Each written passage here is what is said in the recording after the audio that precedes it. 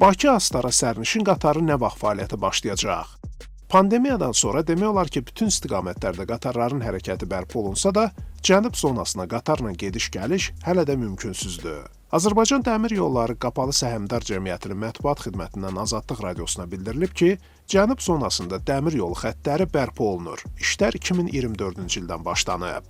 Astara istiqamətində dəmir yol infrastrukturunun mövcud vəziyyəti sərnişin daşımanın təşkilinə imkan vermir. Bu istiqamətdə hazırda yük qatarları fəaliyyət göstərir. Hazırda Ələt Osmanlı Astara dəmir yolu xəttində əsaslı təmir işləri davam etdirilir. Dəmir yolu xəttinin layihələndirilməsi işlərinin 55%-i, tikinti quraşdırma işlərinin isə 48%-ə yaxını yerinə yetirilib. Kür çayı üzərində körpünün inşası başa çatıb. Ələt Osmanlı Astara xətti üzrə işlərin 2028-ci ildə yekunlaşdırılması planlaşdırılır.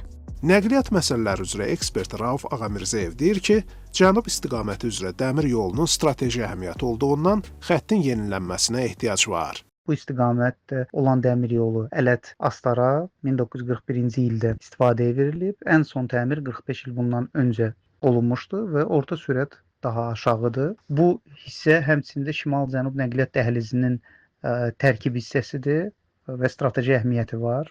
Yük daşınma icra olunsa da, sərnişin daşınma hələ ki icra olunmur.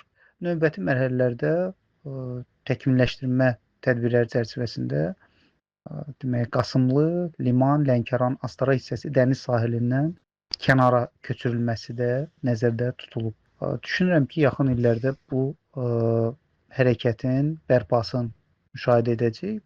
Şimal-Cənub nəqliyyat dəhlizi həm də İran və Azərbaycan dəmir yollarının birləşdirilməsini Hind okeanı ölkələri, Qara dəniz, Rusiya və Skandinav ölkələri ilə əlaqə yaratmağı hədəfləyir. 10 ilə yaxında Azərbaycan və İran dəhlizin öz ərazilərində olan hissələrinin tezliklə yekunlaşacağı haqqında bəyanatlar versələr də, hələ ki tərəflərdən heç biri işi tam başa çatdırmayıb. Azərbaycan tərəfi mövcud olan xəttləri yenilənməkdədir.